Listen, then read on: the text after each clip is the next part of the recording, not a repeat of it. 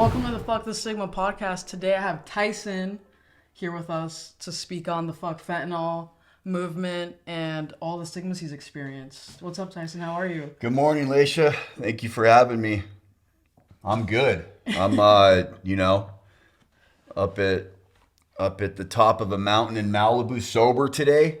Grateful, and thank you for having me on this podcast to talk about some controversial subjects. I'm excited. I'm always down to clown with some controversial subjects. Yeah, exactly. That's what I do. This fucking life is controversial, right? No, honestly, yeah. So, what's this fuck fentanyl thing about? We have a couple of mutual friends that passed away. It's been, how long has it been since Bill passed? That was like February? Yeah, February. Has it been that long? I think so. Wow. March, April, May, June, So, July, August, like 7-ish months. Yeah, so like 6 or 7 months ago, we lost somebody, and it just hit me one day. Like, I've been dealing with deaths over and over for the last few years with this fentanyl epidemic. You know, I'm in recovery. I work in recovery, so I see the deaths like more than most people see, and it just all of a sudden hit me when I had back-to-back deaths in the same week. Yeah. And I'm like, what the fuck is going on, dude? And then all of a sudden I was just kind of motivated. I'm like, you know what? I made a video one time after Bill and Mike Kelly passed, and I'm like, I made a video and I'm just like, you know what? Fuck fentanyl, man. And I was just like pissed off, and I didn't, there was like, that was it. And then I watched the video and it was kind of powerful to watch. And I'm like, you know what, dude? I need to be part of something to like improve whatever's going on in our society. So I started a Facebook group called Fuck Fentanyl, and I'm just like, if you've lost somebody or you've been affected by this epidemic, and you want to do a video that basically is like fuck you fentanyl, or fuck you fentanyl dealers, or just something to kind of like have a little bit of compassion towards this epidemic, please send me a video. And like overnight or within the first week, I had like an overwhelming amount of people send in videos, and and I got messages from mothers, and they're just like, you know what, that felt really good to say that, you know. And I'm like, and just, I don't know, like getting somebody to stand up for that earlier in their recovery is super powerful in my opinion.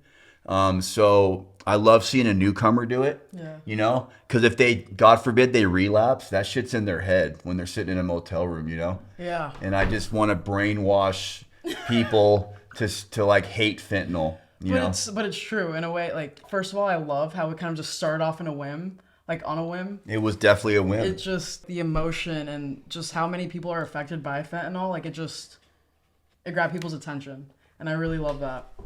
And I made a little fuck fentanyl video. I know you did. Fun. It came out good too. You know what they say about like when addicts relapse, like it's a part of a lot of people's story, and that's okay.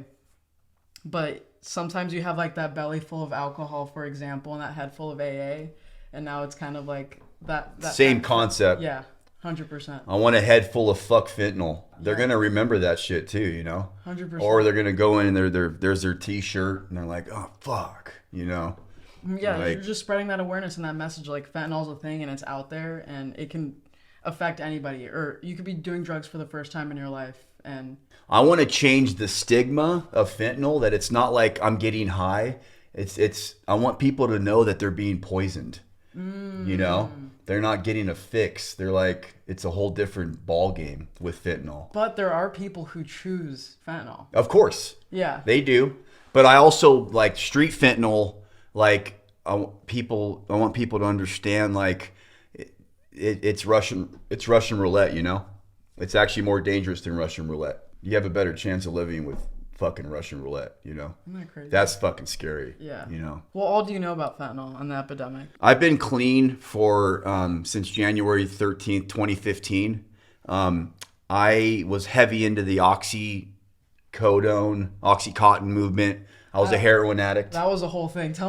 First tell me about that. Okay. So I was like, I had dirty doctors. Like, I was like getting all these prescriptions, and like back when the Oxycontin fucking epidemic was going on, it started off as like my buddy saying like this is like a hustle, you know, and then like I got addicted to the shit, and then I loved it, you know, and then all of a sudden I was like doing all these pharmaceuticals, like I was doing all kinds of Xanax, Oxycontin, methadone, and all kinds of different stuff, and then eventually like I became full-time heroin IV user, you know. Why do you think most people go from prescription opioids to heroin? Convenience, price.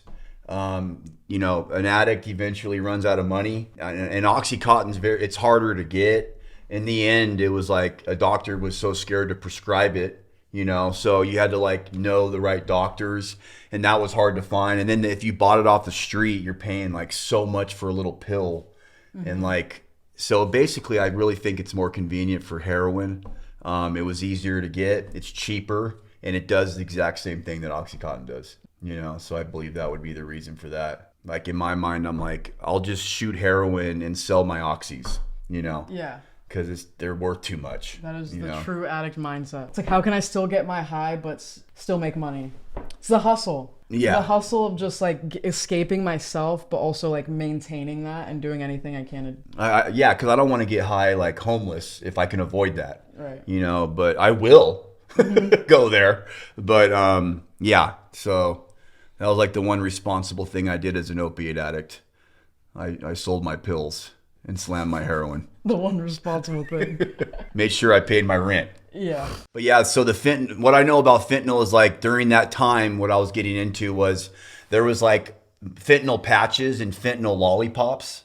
Like that was kind of all that was available. There were lollipops? They had lollipops for cancer patients. Oh. That's all that pretty much was known about fentanyl. Or you would get an injection for surgery or whatever. Mm-hmm. So anyways, the street fentanyl came out after I got clean, right? Yeah, I just saw a graph that it like spiked in like what, 2017? 2017. Was it really? Yeah. 2017. Like it just, like there was deaths, but it went... It was starting, like I got clean in 2015. I remember 1 or 2 dying. And I remember thinking, fuck, what the fuck's going on? Like, yeah. It was like more, you hear about, with heroin, it's like once a year, maybe twice, right? And then I'm like, fuck, I'm hearing about this like every couple of months right now. And I'm like, what's going on? And then it was like, it became a serious thing. What is your theory, or maybe you know, like what happened in 2017? Oxycontin was pretty much removed from the counters. Yeah. And it was like it was like demonized, and like the public was like, you know, all these lawsuits were going on with Purdue, and I'm not sure the exact timing on that, but I know it was like a big part of that. Yeah. They basically stripped it off out of the scene where you couldn't get it anymore. All of a sudden overnight, it seemed like I would ask addicts coming into rehab, they're like, it's hard to find real heroin now.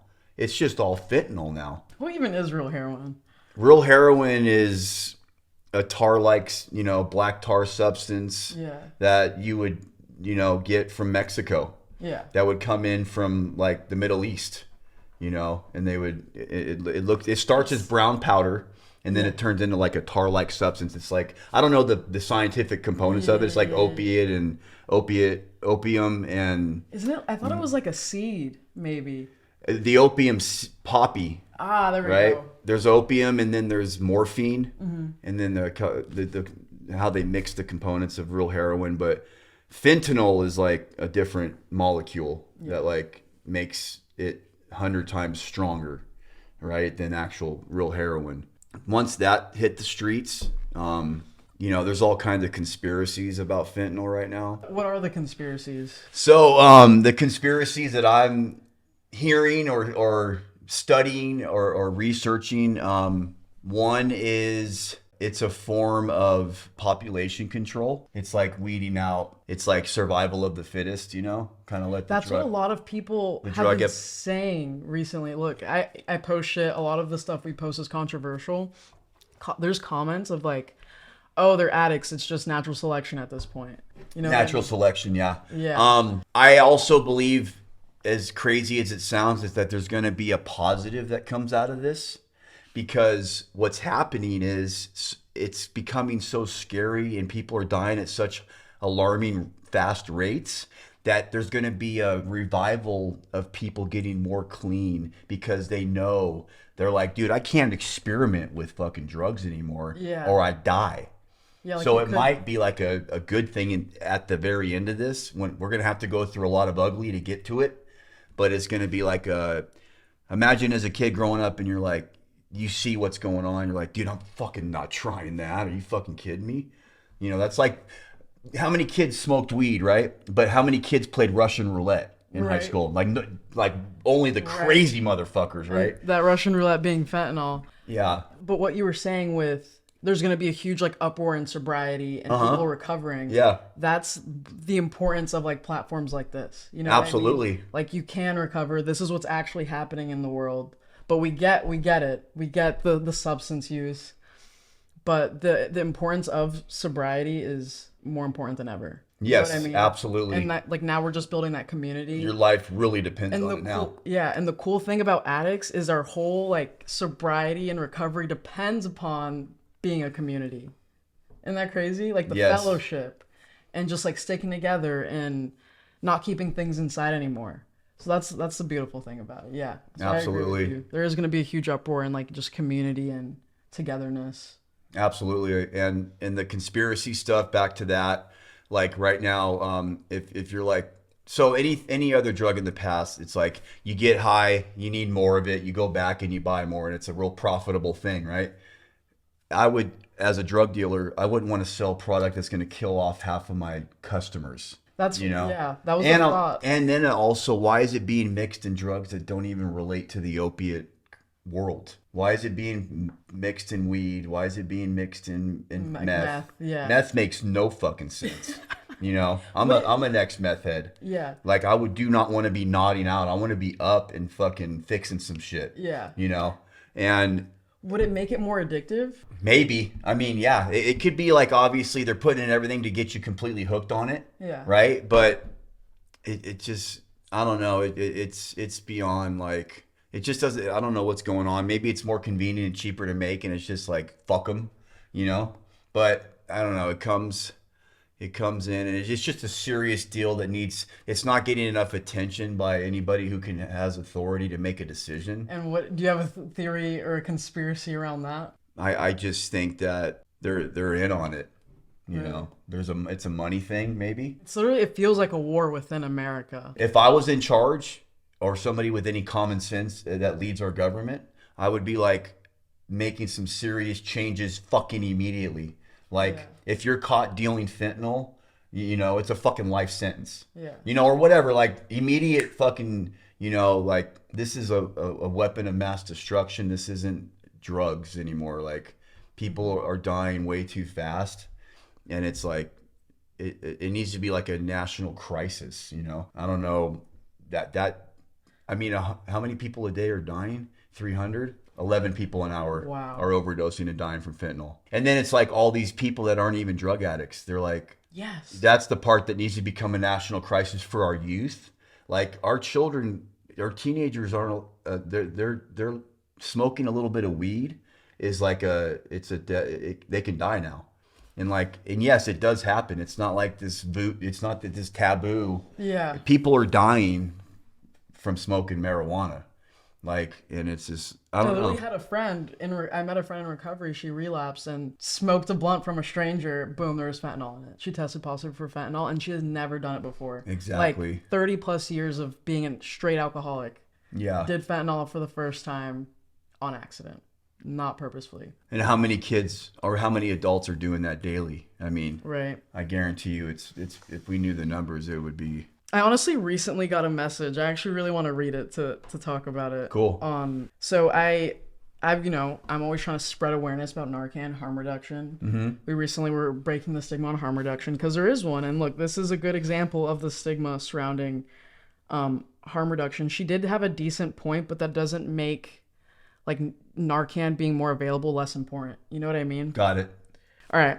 So she said, fuck overdoses. We should be able to get EpiPens over the counter for the same price as Narcan because Narcan has just recently been over the counter. Yeah, I saw that. So humans choose to overdose. Humans don't choose to be born with a fatal allergic response to something. Oh, is that a diabetic? Yeah, with the resentment. that whole Yeah. like diabetic thing. Sure. That's the classic debate with Take like, that up with Big Pharma. right? Yeah. And that's another thing. It's like that shouldn't be a thing. Like I'm really sorry about the EpiPens.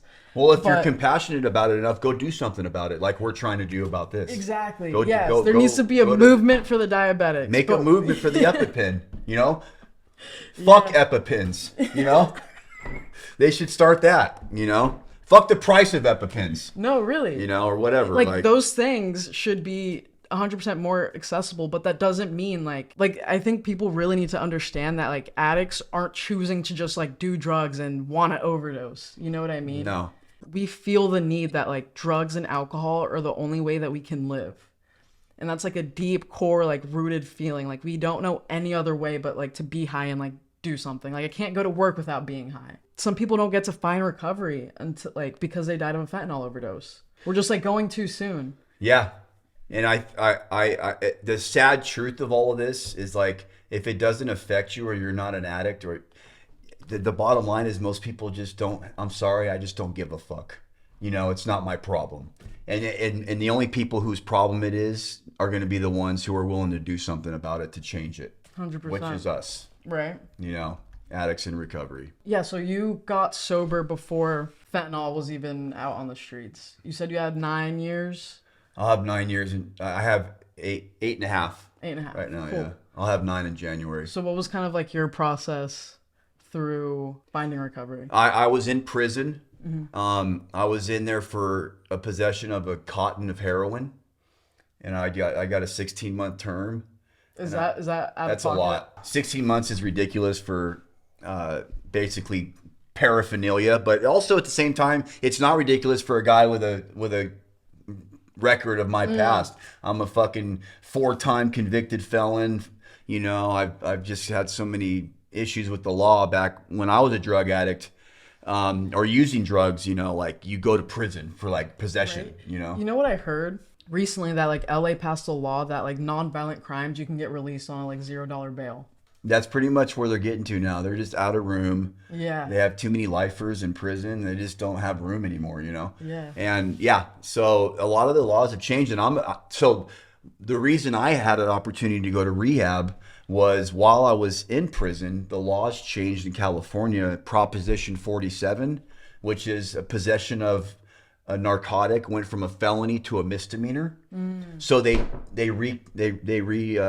did my sentencing, and they released me immediately, but under the condition of me going to a drug rehab was part of my conditions to get out. And I said, yes, I'll do that. You know, so I signed, they released me, I went to a rehab, and after 30 days in that rehab, I relapsed, and I came back. I had MRSA infection in my foot. I'm on crutches. I'm just like looking in the mirror. I had that moment of clarity. I'm like, I'm fucking shot out, dude. Like the gig's up. I can't even go on the run.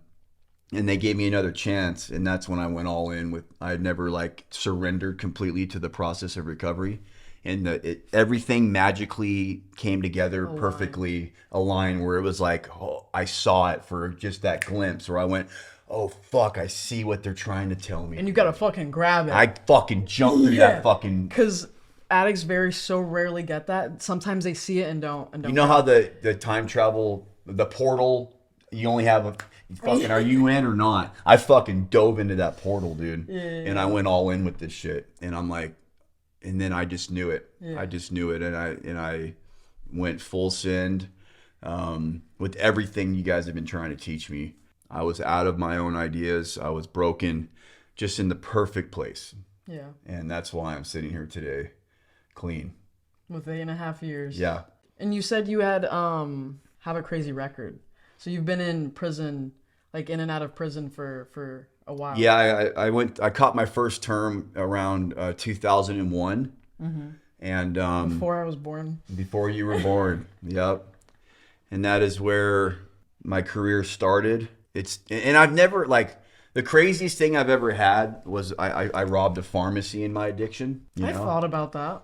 Yeah. And like, I like jumped the counter and emptied out the safe and got all the good stuff, you know, and yeah. And I just went in and out of prison from 2001 up until 2014. And I did a total of like 7 to 8 years in and out. What was it like behind bars? It's just a fucking broken system, you know, just like honestly a bunch of cavemen just just a bunch of lost, traumatized little boys is what the majority of people in the system have been abused. They have no father. Yeah. They've been, molested. Like they all have serious trauma, For that to be your like reality is like, you're out of fucking options, like you don't have much going on. The reality of that place is also in a honest fashion is it saved my life, because there was times where like I'm gunning until I fucking die, and they stopped me in my tracks and put me away from the drugs where it was harder to access them. And like, but they were still in there. They were still in there, but not.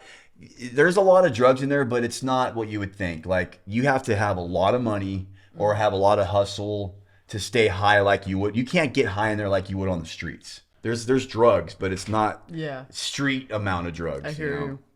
So anyways, I got rescued a few times instead of being arrested, if that makes any sense. I can see that. Jail kind of saving you from where you were in the real world. Yeah. Like the 3 times I've been in jail, I think that saved me from whatever the fuck I was doing in my blackout. You know what I mean? Absolutely. Moment of clarity kind of that I needed to change something was the 3rd time I was in jail on my 3rd DUI.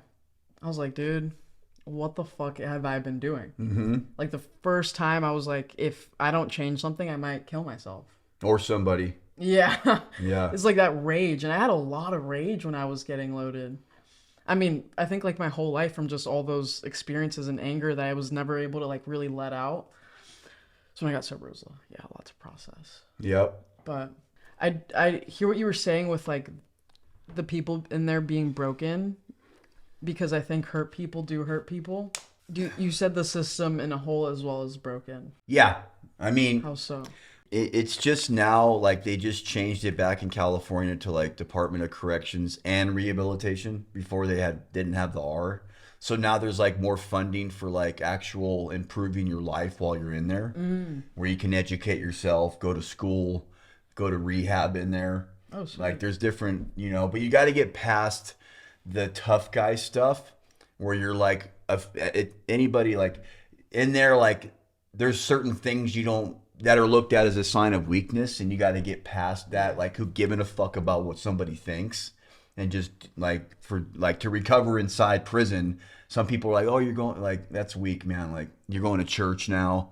You're just hiding behind the Bible, or you're going to, AA. Like, what are you doing in there? Are you passing some fucking drugs to the next yard? What is like, that? Like, no, I actually want to get clean and sober. They're like, no, bro, we don't do that. It's funny how that's absurd, like crazy to them. That's exactly like anything that prevents you from improving your life. They're like, what are you doing, homeboy? Yeah. You know what I mean? Like, getting away from fucking your fucking ass, dude. Like, trying not to stay here stuck with you, And it's just so fucking ridiculous, dude. Like,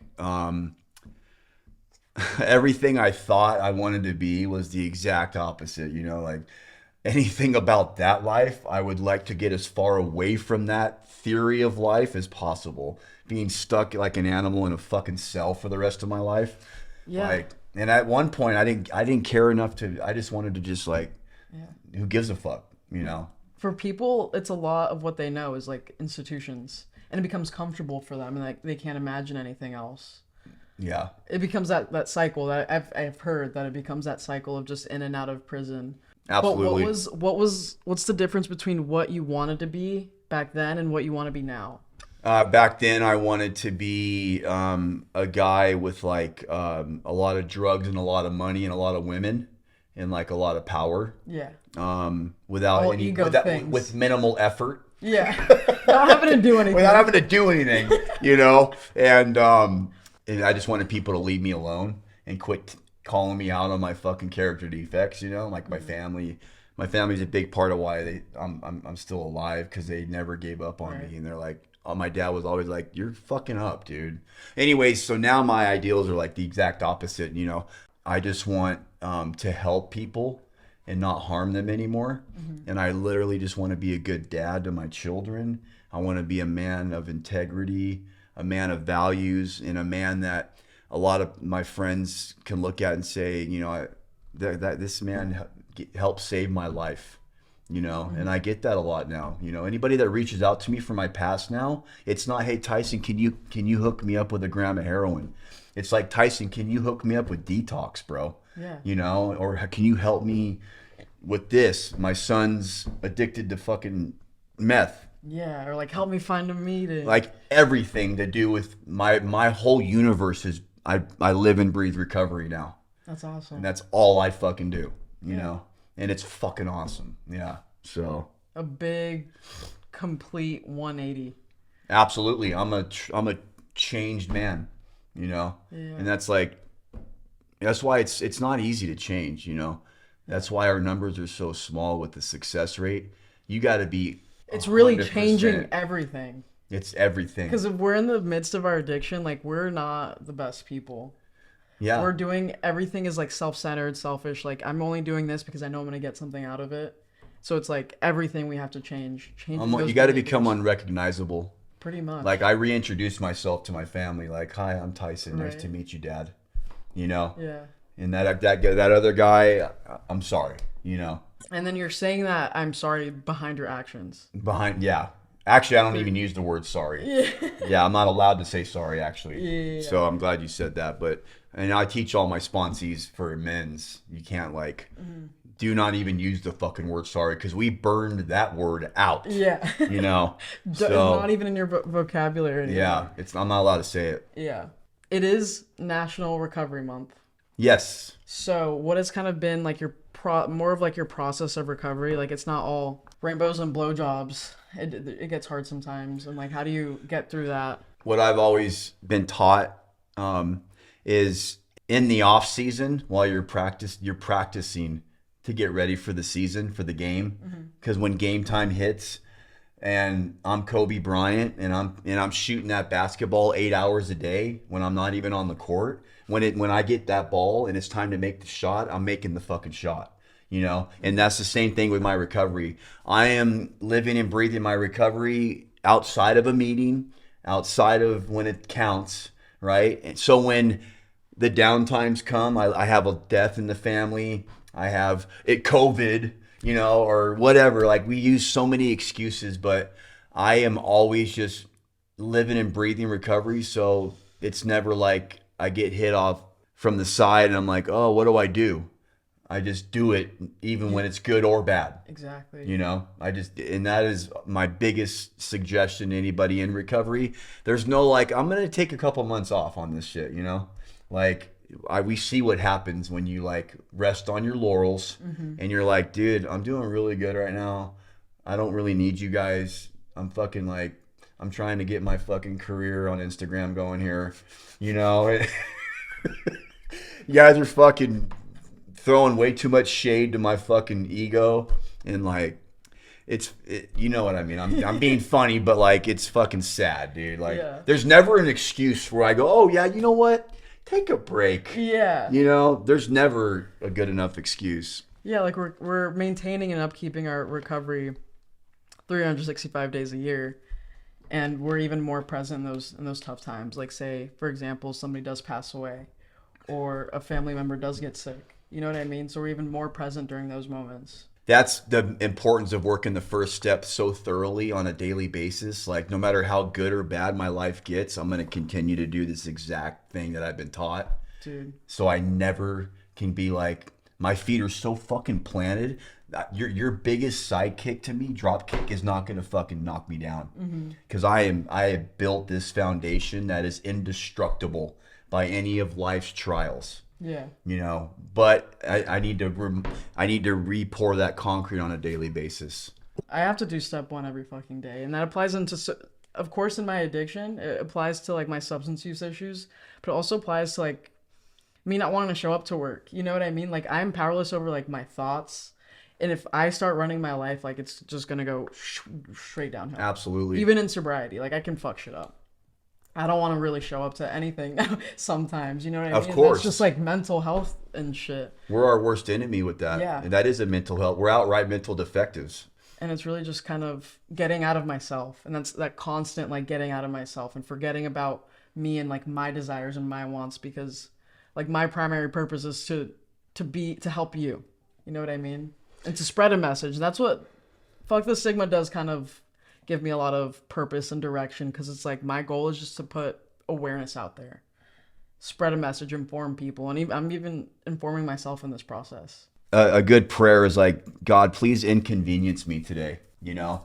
And how fucking, that sucks to say that, right? But like, if we can be inconvenienced, we're getting out of ourselves. And then the inconvenience becomes the biggest blessing. Because actually, it's actually not inconvenience. It's actually the best thing for us. But it doesn't come naturally. That's why it seems inconvenient at the moment. You know, I think I needed to hear that today. Good. You know what I mean? Yeah. Because I'm like, oh, I don't want to do this because it's going to save my fucking life. Why would I want to do that?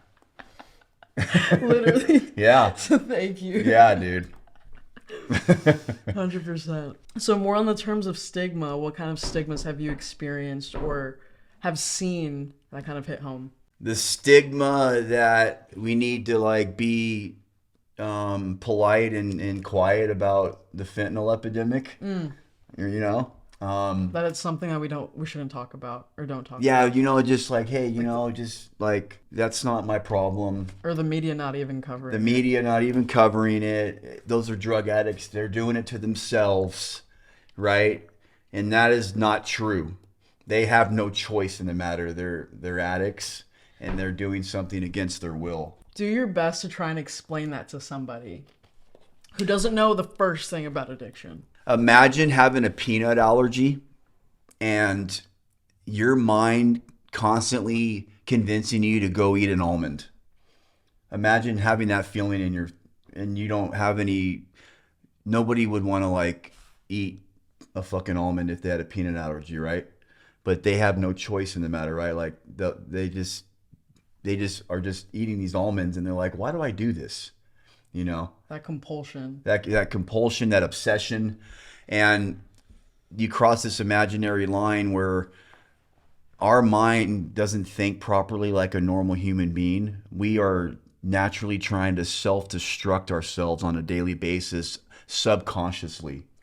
And we don't, until we actually fucking our head pops out of our ass and we're given a choice in the matter, where we're able to step back and look and went, whoa, what the, oh, fuck. Yeah. You know, we're like unconscious, like Frankensteins, and we're just like walking around blind to this world, and we don't know what we're doing, and we're just like cavemaning it up, you know? Yeah, we're self-deceived that whole time. Yeah. Like, we really can't see it, truly blind to it. Like getting high every day, driving drunk absolutely every day for like 3 years. Never saw a single issue with it. Yeah, we're under a spell. It's like, you would think, you know, I could see that. Like, I'm causing harm to people. I'm causing harm to myself, but I was so blind to it, couldn't see it until like I'm sobering up in a jail cell. And for some people, it does take a lot longer. But once you understand and you know there's a way out and you find the solution, you also need to keep your loved one accountable for that. And you need to be, you know, hey, what are you doing? You know, rules, guidelines, like. Yeah, like my nature has no accountability in it. Yeah. No, that's why, like, we literally need to be told what to do. I was so grateful for that. Yeah. Early recovery. Absolutely. Because it's like, okay, you know what? You're right. I can't run my life. I'd be so grateful if you could just tell me what to do. I don't know how to live life properly. It's really that simple. And we will just go to we'll try and, you know, split the atom figuring that part out when it's like. Split the atom. Yeah. And we're never going to figure that part out, you know, Yeah. but like, just do what you're fucking told, you know, and follow the direction. And there kind of does come a point where we start getting a hang of life just a little bit. But even at like 20 years of somebody being in recovery, they still run things by people. Oh, I still do. Yeah. Actually, I need to the more I'm around, because my disease gets more intelligent. Yeah. And it evolves and it finds out new ways to destroy my life. Yeah. You know? And sometimes my head, like, the thing is, I feel like we live with this thing for the rest of our lives. And sometimes, like, there's intrusive thoughts of, like, you know what? Like, it mainly happens when I'm in the middle of a meeting. Like, you know what? A blunt would sound really good right now. And a lot of people might think of a blunt as very harmless. Mm-hmm. But a blunt is just going to lead to a drink, to a Xanax bar for me. You know what I mean? A blunt's not enough once you've crossed those lines. Dude, right? You're like, what? I'm done with this nerd shit. Where's my drug of choice? You know? Yeah. You know, I tried the weed maintenance deal. Yeah. Way before I even knew what it was. I'm just gonna smoke weed, and then all of a sudden, like a month in, I'm like, I need to shoot heroin, dude. Like, what are we doing here, bro? You know, this is fucking lame. And anyways, that's always what you're gonna. If you've gone past, if weed's not your drug of choice, it's not gonna end there. Right. You know. But yeah, the point of that being is that your addiction and the disease of addiction really just lies in between your ears, and it's going to find any way to slide in there and convince me that using or drinking is okay. Even if I'm in the middle of a meeting trying to get some recovery. And there's a lot of new theories coming out on Like how to recover, you know, Oh. like weed maintenance, you know, Ketamine treatment, the Suboxone maintenance. What are your opinions on that? They're gonna microdosing shrooms. Yeah. Fuck, if we're gonna go let's just do some fucking heroin maintenance. You know, let's just fucking go. Let's microdose meth. You know, let's hit the fucking good Are shit. you struggling with productivity? Let's Microdosing meth. And you know what? Also, it's none of my business if that works for somebody, man. Like, I know what works for me, and if you're asking me, total abstinence is what works for me. Yeah. And you know what? If that doesn't work for you, I have zero judgment towards you about that. Yeah. You know? Fuck the stigma on that shit. Fuck the stigma on that too. You know? And that's the one thing about my recovery. You become more open-minded as you go through the years. You know? Yeah. I used to be hard-lined on certain issues. Really black and white. And it's like, you know what, dude? Like, I'm not anymore, because if I fucking tell somebody that doesn't have the same experience as me, something that I'm black and white on, and they go fucking die, you know what, man? I'm not doing that anymore. Yeah. So, yeah, it's a tough one though. The thing with fuck the stigma is I've really learned how to be in that gray area instead of being so black and white, because I'm hearing all these different point of views and different opinions. Like, at the end of the day, I kind of have my own opinion on certain things, but it's really cool getting to see another person's take on something. It's like, oh, I didn't think about it that way. Exactly. You know what I mean? Mm-hmm. Like, I don't know, maybe somebody could really sell me on ketamine treatment. I'm not sold yet. Hey, you know what? I know somebody very close to me that it's working for them. Yeah. And it's helping them resolve some trauma from their childhood. Right. You know what? If that's working, none of my fucking business. Right. Yeah. You know? It's just really like your opinion is okay. You know what I mean? And you shouldn't be judged. It's valid. Yeah, and you shouldn't be judged for, like, you know what, I do need some ketamine maintenance for this issue that I'm having. You know what I mean? But I just know it might probably just wouldn't work for me. It wouldn't work for me either. Yeah, and everybody's different, but yeah, fuck the stigma on that shit. Fuck the stigma. How can we join together on this fuck fentanyl movement? This is becoming a non-profit organization. Really? I just got it written up. Oh, sweet. It's under Fentanyl Kills, because I can't do fuck fentanyl, but I'm gonna do business as fuck fentanyl. Yeah. So once that's started, I'm gonna be able to really go out and raise some funds to, like. Oh, yeah. So my first goal is I want to put Narcan in every motel in the fucking United States, like a Bible. Like a Bible. Like a fucking Bible. Yeah, and they restock. Because I'll tell you what's more effective than that Bible to a fentanyl addict: Narcan. Yeah. You know, I won't get into that. I mean, I'm not talking shit on the Bible, but you know. But imagine opening your drawer when you're like, and you know, a lot of people are gonna say, well, you're condoning getting high. It's like, that's the stigma with harm reduction. Fuck. You're enabling getting high. Yeah. You know what I mean? I have my own opinion. Anyways, to revert back to your question. So the nonprofit's coming. I have a website now. It's the website's for just shirts and hats. I'm giving 10% of my proceeds to Spark. Sweet. Nonprofit. I'm giving 10% of my proceeds to the Knoll Family Foundation. What are they about? We are the lead singer of Sublime that overdosed on heroin, Bradley Knoll, back in 1996. I'm on the board of directors with the Knoll family for Sublime. And we just opened up a nonprofit for musicians called Bradley's House. And it's going to be a 90-day free program to anybody in the industry. Wow. And we just opened the house. We're super excited about it. And so anyways, I support those two movements. And if you want to join our group on Facebook, it's Fuck Fentanyl. I'll link it. We'll send you the link. We have a Zoom meeting every Monday night for Fuck Fentanyl in Bradley's House at 8 p.m. Pacific Standard Time.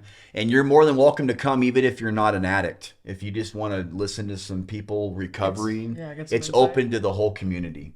Sweet. So that's pretty much where we're at right now. Dude, I'm excited for the Fuck Fentanyl movement, honestly. Yeah. It's already pretty huge. It's getting bigger, and I'm just grateful to be a part of it, and I want it to just remain how we can help others, prevent them from dying an early death is all we want to do, man. Is there any other message you want to throw out there? If you're struggling, if you're watching this and you're like in a relapse, or you're just like confused and just in a really bad place, that will pass, and just don't beat yourself up too much. It's not your fault, and reach out and call somebody who you've been avoiding making that call to. Call them and ask for help. Fuck fentanyl. Fuck fentanyl. And fuck the stigma. Fuck fentanyl dealers. Thank you, Tyson. Thank you for coming on the podcast. Thanks for having me.